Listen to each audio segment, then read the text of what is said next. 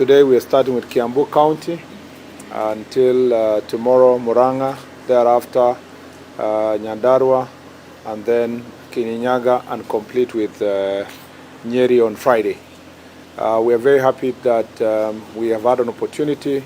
This is county number 28, to visit this county number 28 in terms of the Jukwaa la Usalama meetings. And I want to say that we have had a good meeting with the security team, both regional and county security team, to discuss the key issues, security issues in this county. Let me start by saying that we have been focusing on this county in terms of matters, drug abuse, and drug menace and alcohol abuse in this county. This is one of the top priorities of our focus today in terms of our discussion. As you very well know, when this administration came to office in 2022, one of the things that we put a lot of effort is to make sure that we deal with alcohol, production of adulterated alcohol, illegal brews in the county. And I must say that great progress has been done. Between last year and this year, a lot also has been done, but still a lot more needs to be done. Our greatest focus is in relation to manufacture of second-generation alcohol within the county itself. We are very concerned that a number of properly licensed need some help.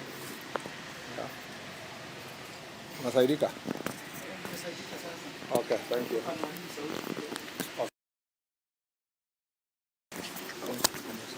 Okay, just put it here. Okay. Manufacture of generally the manufacture of second-generation alcohol is we have a problem with licensed manufacturers who are manufacturing the good alcohol, if I may say so, are also involving themselves in adulterating other alcohol. One would have a proper plant where they manufacture alcohol that is certified by KEBS, where KRA can be able to collect revenue, and then they have another satellite, smaller factories, especially in informal settlements, where now they manufacture illegal ones, where there is no feasibility on the part of KRA, and there is no genuine KEBS stamp, and they misuse the same factories then to release this illegal alcohol to the market. I must say that this is an area that we want to focus on. Number two is that we have a problem with licensing of bars and outlets that are selling spirits and wines, particularly because some of these bars are within a restaurant, and then they are open 24/7, and then they are selling wines and spirits, particularly spirits, which as a result of this second-generation alcohol are also being propagated in the same environment. I must say that the third issue, so this is, in terms of licensing, this is the role of county government. And we are very concerned that there is wanton misuse of these county licenses to give license to every Tom, Dick, and Harry in every corner, every part of small centers and towns. And it's a matter that in especially more populated counties like Kiambu and even Nairobi, it's an issue that we have to really focus on, particularly through the Council of Governors, and we will be taking proposals from this county and other counties, including tomorrow when we go to Murang'a. Particularly in Central Region, the biggest concern is that there are too many bars and restaurants licensed, particularly bars that have been licensed, and also wines and spirit shops. Very small kiosks are selling wines and spirits, and they have licenses. When our officers want to do enforcement, they will always be met with licenses and then complaints from the county that we are harassing genuine business people because they have these licenses. Yet in reality, we are intoxicating our young people by staging these wines and spirits close to homes, close to shops, close to schools, close to institutions, universities, and colleges, and it's becoming a menace. Number three is that in terms of thriving of this illegal business in wines and spirits, one of the thriving factors is conflict of interest. Most of the people who are expected to license and enforce are actually the business people. So we have some of our first senior government officials, both from the county government, national government, particularly people who come from this area who are in that business. We also have police officers, administrative officers who are also involving themselves in this business. We also have influential persons who use their resources to compromise our officers, who take bribes, and they are bribed to facilitate the thriving of this business. We have said that within the next 100 days, we will do RRI, Rapid Results Initiative, that will do massive operation that will comprise a team from the national level and the officers within the county to make sure that we clean the area and make sure that this issue is addressed. In the Jukwaa la Usalama, I will be also engaging the local leaders. We want to localize this issue and institutionalize. We don't want a situation where people come from Nairobi to do operations every now and then. We want to see that the chiefs and the assistant chiefs and the OCSs, that is part of their daily assignment to clean their areas. Because of the also the menace of drugs, which is a problem here, we have particularly cannabis sativa, which is targeting students, particularly in colleges and universities, particularly the disguised as food, bread, mandasi, kangumu, that is sold as such, but it is baked together with the use of cannabis sativa. So edible cannabis is actually prevalent around our university institutions, and we want to, I have directed the sub-county security committees to incorporate the leadership of the colleges and the universities in their security meetings to make sure the dean of students, the student leadership, local church leadership, business community are invited as to be in attendance in the sub-county security committee meeting, so that they are part and parcel of the team that will help in enforcement to make sure that most of our young people who have been lured into this business are,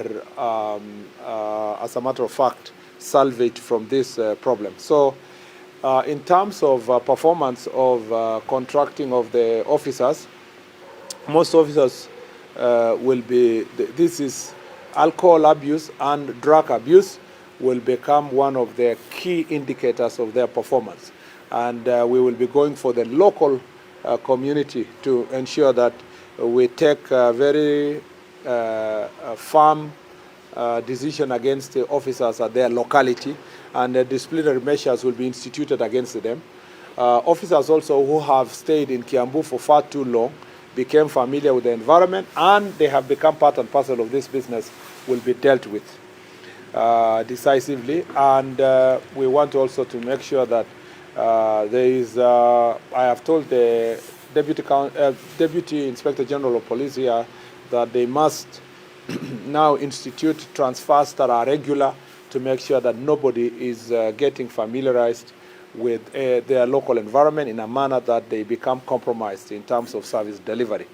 And then the reward and punishment must also follow in terms of rewarding those who do a good job and punishing those who are actually performing or doing a very bad job. Number two is that we have also the other problem in this county that is of great concern is having criminal gangs, particularly that are thriving because of political influence.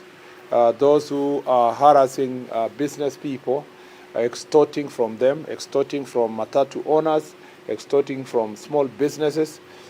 These criminal gangs are of late seeking cover around political activities, some of whom have been involving themselves in heinous crimes, particularly during mandamanos or during protests and demonstrations, as witnessed in last demonstrations where a court was banned in Kiambu, a police station was banned in Dagoretti, administrative offices in Kiambu were banned, businesses looted in different towns in the central region, a phenomenon that was not feasible a few years ago because of these criminal gangs that have been hired by political leaders, and they have serious cover.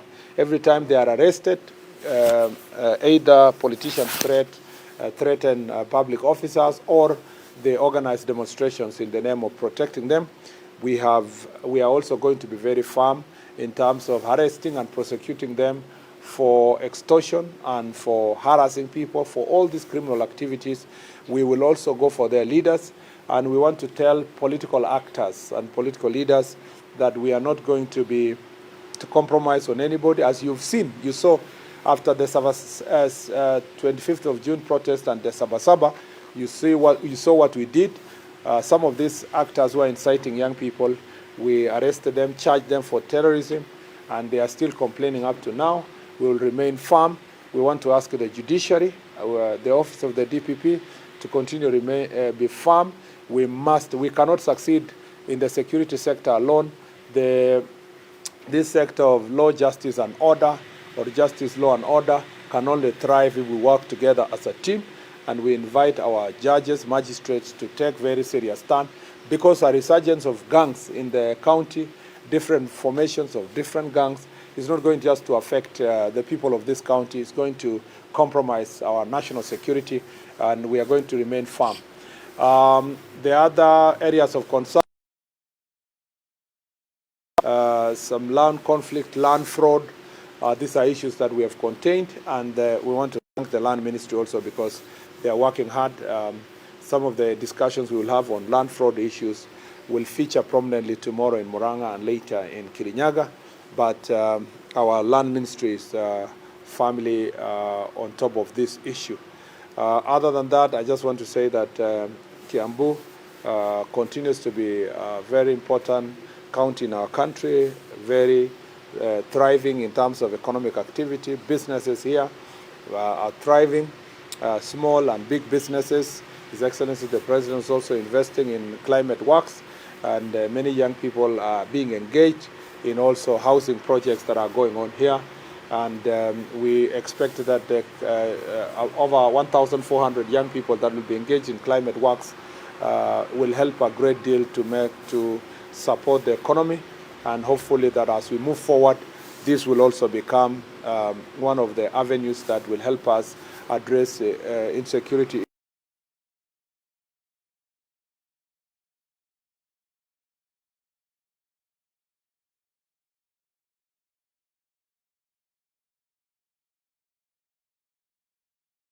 Misusing their stay in the country by engaging in criminal activities. Our ministry will expeditiously deport them to their own countries, because we don't want people who are thriving in chaos and illegalities in this county. Other than that, I just want to say that we look forward to the Jukwaa la Usalama, to listen more and to agree with the grassroots leaders on how best we are going to tackle the challenges that I have mentioned to you. Asante sana. We'll take about 3 questions and then proceed. Don't be anxious. You will have the chance to answer the question. So 3 people, starting with him. Any other 2? Yes, him. And then 1 more, then the third.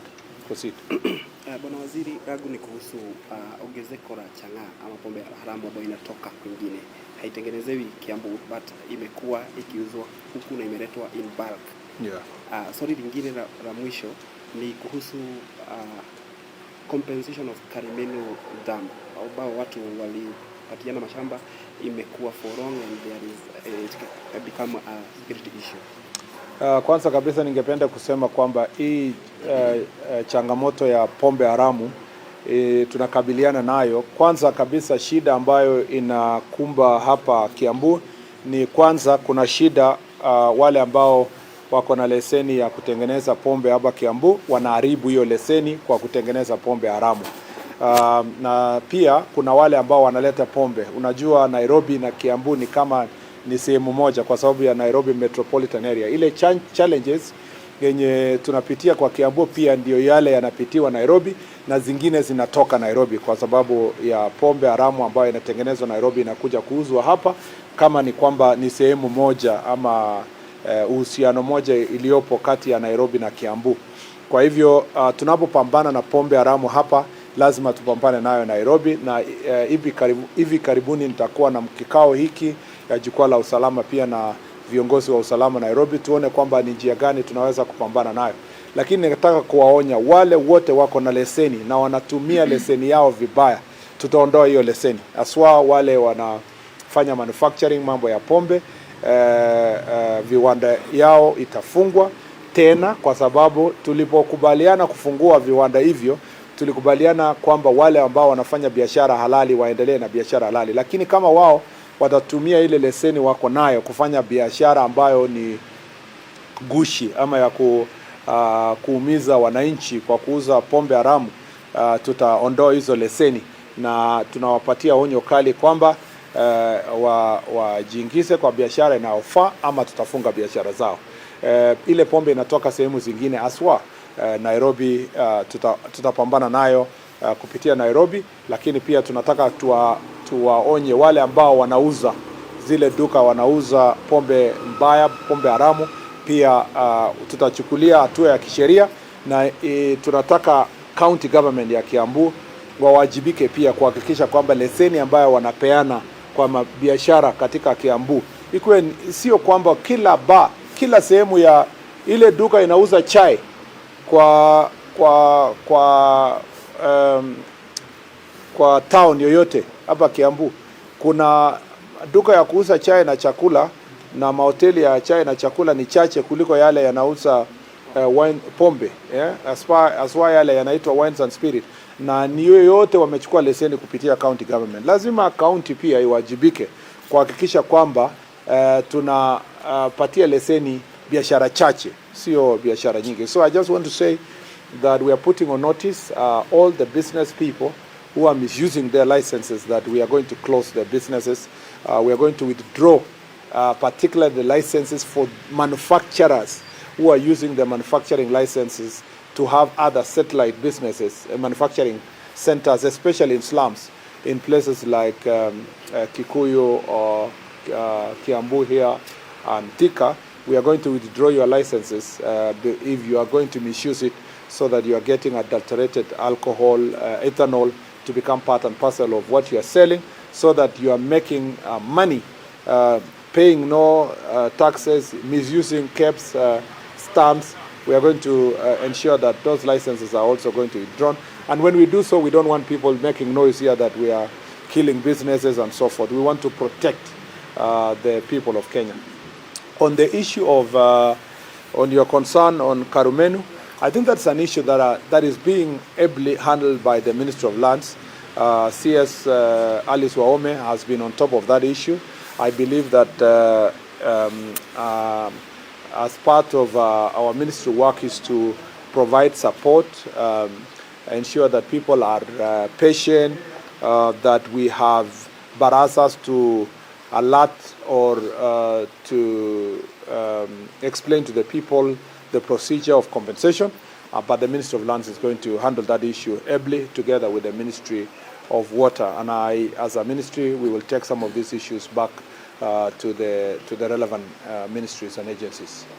Yes, the second question. There is an outcry to bar owners who are complaining that 80 countries and piece of countries they are selling the Elegal, which is Defcon, at a lower price, where their customers have gone to those AP accounts AP canteens, and also the bar owners have already applied their licenses fully, and they are not getting their customers. Maybe.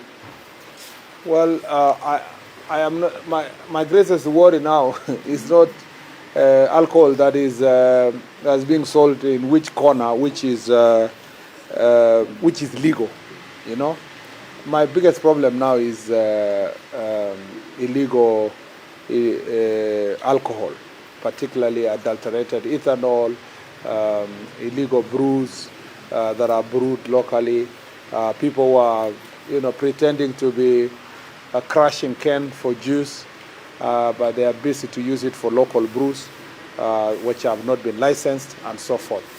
As to the question of someone going to prison canteens and so forth, the prisons and the canteens of police places and so forth only admit persons who are allowed by law to go there for refreshment and entertainment. And if whether it's the military, the police, or the prisons, so we expect our police officers to only admit people who are legally allowed to go for refreshment in these places. I don't think if there are people who are illegally selling refreshments or drinks that come from these camps to the market, the relevant disciplinary processes is going to be taken so that then they don't create unnecessary competition with proper businesses. But I don't think that is a very huge problem because we don't even have enough quantities to compete with the market. The real problem is the illegal wines and spirits and brews that are being sold in the market. Yes, lastly. Okay, ameuliza. So I think if you're all okay, yeah.